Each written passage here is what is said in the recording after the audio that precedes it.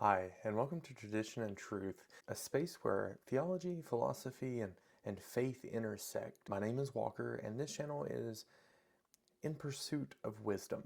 We're going to be exploring Catholic doctrine while expanding upon broader theological and philosophical discussions. I want to be clear from the beginning, this channel is not a place for hostility. I'm not here to argue. I'm here for healthy debates and education, but at no point will we have condemnation or arguments that are leading to toxic areas, right? There's going to be there's no place for that here. Tradition and Truth is a place for research and learning, an open dialogue about faith. My goal is to explore theological topics that is both educational and respectful. I will always seek the truth with true humility and respect, keeping my mind open. I do follow the Catholic doctrine, but once you learn a little bit about me, you'll understand that I'm all about admitting when I'm wrong. You might be wondering what led me here, and it's a long, winding path. Let's talk about it. I was raised Baptist. I was raised in a Free Will Baptist church, Primitive Baptist, and then eventually I went to I believe it's non-denominational, but First Church of God. Now, at no point am I dissing or disrespecting those churches that I went to growing up. So if anybody from those churches sees these videos, they were pivotal to my understanding. They just didn't provide exactly what I needed. So they were wonderful, but they weren't it. We'll explain more in detail why that is exactly, but let me express that it's not the churches that drove me away from them, it was my family. Now, my family was active in church. It was every Wednesday, Saturday, and Sunday, and sometimes Monday. We had like Wednesday night, we had Saturdays on nights, we had Sundays morning and nights, and then sometimes on Monday we had a nighttime Bible study thing. And so I was in church a lot. I began to question things when I was about 12 years old.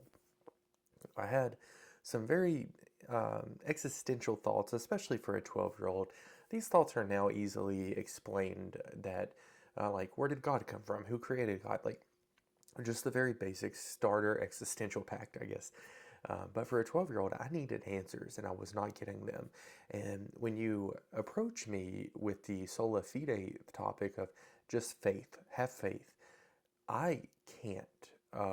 Now, let me express that faith is extremely important, and obviously, faith and work is what I believe now. But that being said, like I needed answers, and when I have these questions and I'm like pushing away, instead of having a good apologetic background, you just kind of disregard my questions. That's what happened to me, at least. Pastor was a PhD in theology. He went to seminary. He was a very educated man, and I have a lot of respect for him. He just didn't know how to approach my answers. I almost wonder if he thought that I was a child, which I was, but maybe he thought I wasn't capable of understanding, and I'm not sure that that's the right approach. Later, in my later teens, my parents had split up at this point, and I had found my way into paganism. I started off with Wicca, which is, in my opinion, garbage. It's a religion that was founded in the 1950s by Gerald Gardner, and it's based off older shamanic or druidic style religions, very earth worshipping, elemental worshipping kind of stuff. So Wicca, as a religion, like as a term, it just seems like a joke. If you say you're Wiccan, I usually think, and again, I'm not trying to attack, this is my personal feelings, right? I feel as though when you tell me that you're Wicca, I generally think this person does not have a deep understanding of paganism or whatever sect of, because paganism is an umbrella term, but I tend to think that they don't have a great understanding of it. And so I genuinely don't take them as serious as I could. I later found myself getting into Goetia Magick, some of the Gnostic mysticism stuff like Kabbalah. Really found a home in Kabbalah. It was a great place for me to understand. I always held tight to my Judeo faith, but I just felt like there was more, and I really needed answers. And the Kabbalah does a great job at explaining how things came to be. The Tree of Life is wonderful, and honestly, I still use it to this day as an understanding. Later in life, in my 20s, I continued to practice in Kabbalah, but I kind of fell away. I didn't really practice anything for a while. It's not that I was atheist or even agnostic. I just was lazy. I was too focused on worldly achievements, and I did go to college for religious studies, but I intended to pursue like a chaplain career in the military. I ended up joining the military later on, and I did not pursue a chaplain career. I do not have that level of education, and I'm actually going to be a student in theology soon, hopefully to get my master's. I live in the Bible Belt, so Catholicism's not a thing here. Actually, we only have like 10 to 15 people that go to my parish, and that's on a busy, busy day. We have a very small parish, and our cluster is very small. We have one priest for 4 parishes, and it's spread across a very big distance. So we really, really don't have very many Catholics. But I did find myself into Catholicism.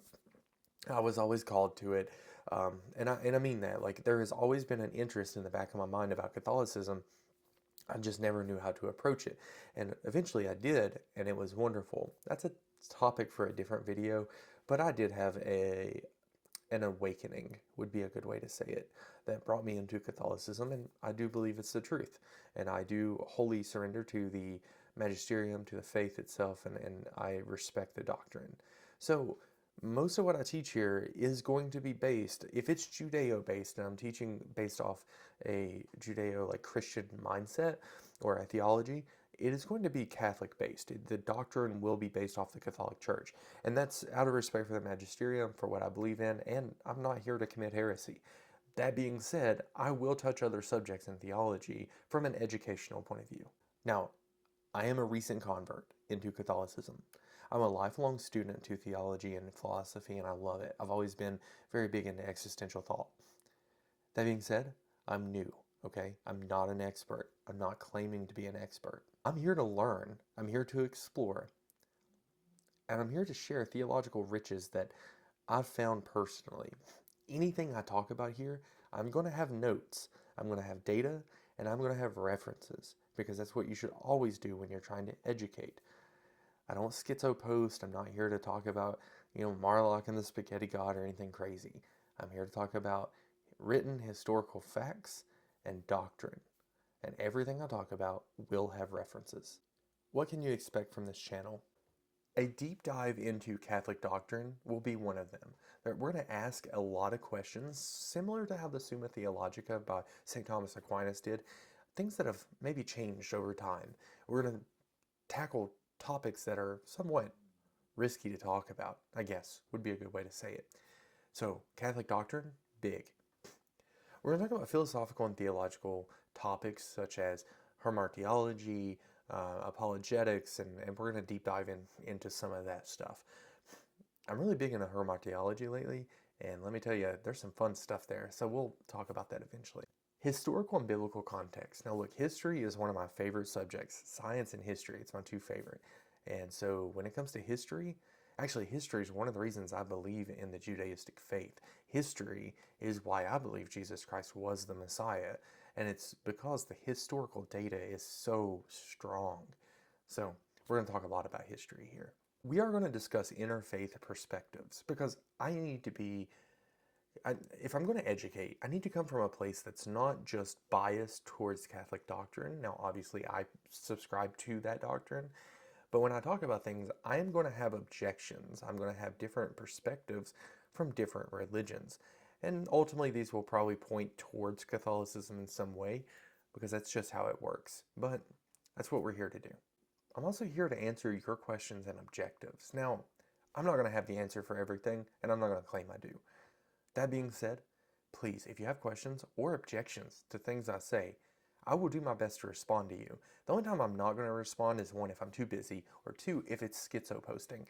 If you go in there and you're just rambling about nonsense and it is not coherent, and it's obvious that you have a mental illness or something like that, I'm just going to leave that alone. Or if you're not here to debate or question, but you're here to just attack, that's not something that's worth my time. I'm not here to engage in those kind of topics. There's certain people that don't want to engage in debate. To engage in debate, you need to be well versed in your topic and willing to hear the other person. If you're not willing to hear the other person, it's not a debate, It's an argument, and I'm not here for that. One thing I want to emphasize is I am big on historical and linguistic data. So whenever we look at the context of biblical means sacred scripture, many theological misunderstandings are from those misinterpretations. And that's of ancient languages like the Aramaic or Abrahamic Hebrew, for example. There's some Latin mistranslations, not many. Greek is a big one. There's like 5 words for love in Greek and only 1 in English. Little things like that we're going to talk about.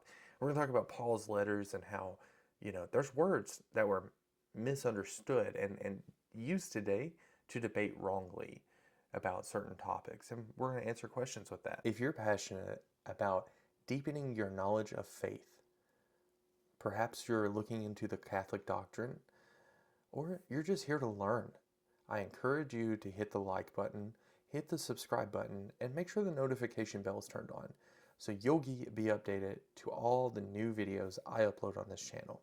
Make sure to join conversations by engaging in the comments below. Share your thoughts, your debates, your questions, leave them, and we'll try to get them answered. Welcome to Tradition and Truth, where faith and reason meet. God bless, and I'll see you in the next video.